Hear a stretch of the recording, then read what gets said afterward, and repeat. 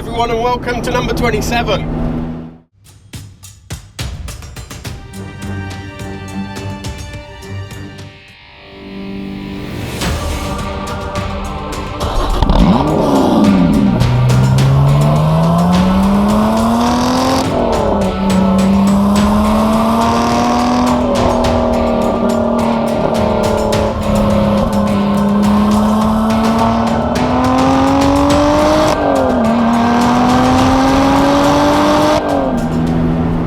To get my hands on a Lotus Exige S, so it's the V6 supercharged model.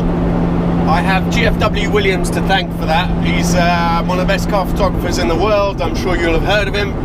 Really kindly lent me the car for the day. Took me out for a quick spin early this morning when I picked it up and got it sideways several times.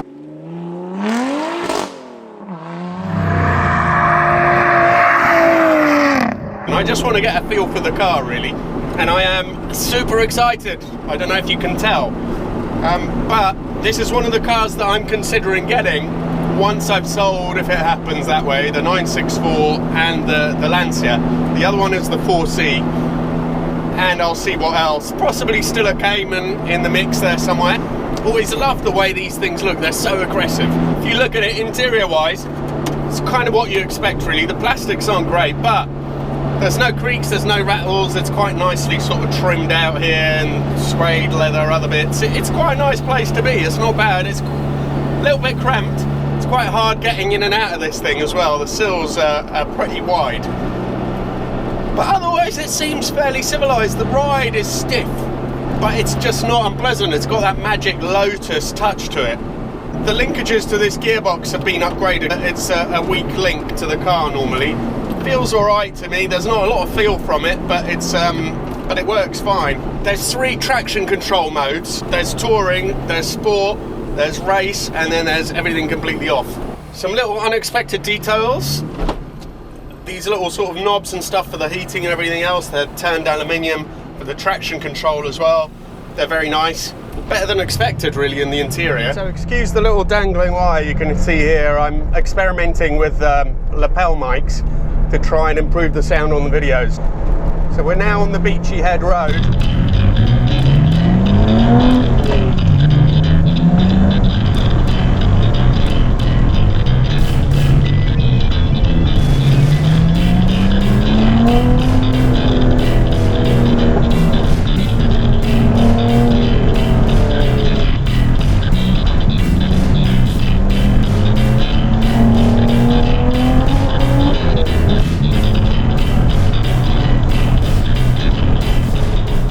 This part of the road is so bumpy and it makes the car feel really like it's just skipping and bucking about all over the place.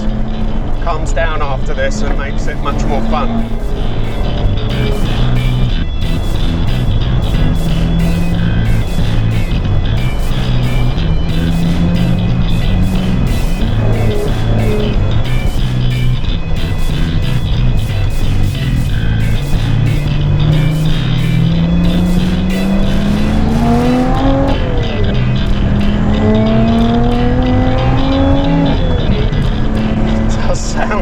Very good.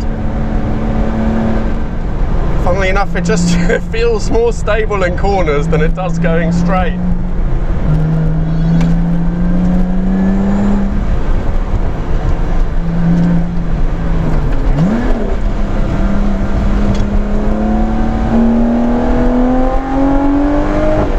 Wow. Oh, yes. It howls. It does sort of wander around a bit at the straight ahead on these roads, I think, because of the cambers and everything else. But that is a little bit disconcerting. Steering is so direct. You literally just move it a fraction of an inch. Brilliant.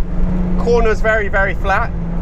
The brakes are mega. They feel like they've got loads of power in reserve, and I don't think I'm going to get, well, I know I'm not going to get anywhere near, I'm not going to use them anywhere near enough to test them today. Oh yes! It's addictive. Sound at the top end. Yeah. Getting a little bit more comfortable with it now, not worrying so much about the steering writhing around. Wow. Oh, oh. Oh, yes. It howls. I've just gone past 2 police cars in the same stretch of 3 Mile Road on Beachy Head. So I think someone's clearly given them a buzz and told them about the horrible yellow noisy car that's been going up and down, so I'm gonna have to take it easy really. I can't pretend I've scratched the surface of this awesome car, because I clearly haven't.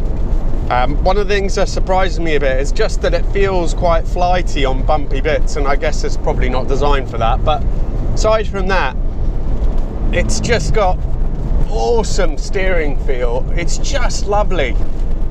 Oh, I know I say that about a lot of cars, but not everything. My 964 I drove the other day, and it's got really dead centre feel on it. But anyway, that engine, oh God, it really, really goes. I mean, it wails at the top end. It's got a lot of power, and it just goes all the way through, as you would expect, I guess, from a supercharged car. The brakes are absolutely awesome. They just feel so strong, so brilliant. I mean, I would absolutely love to drive this car on track. And if I get one, I have to make sure I do some track days in it, because otherwise it just feels, I think it just feels wasted. To sum up, this car really has a bit of a wild side. It's got a lot of power for the weight. It's the way it responds to everything. Oh, that engine sounds great. It's just a bit of a hooligan. I think the 4C is going to have to be very, very good to beat this. Thanks for watching, everybody. Please subscribe if you haven't. Please leave some comments, good, bad, whatever. Always interested in reading about what you think.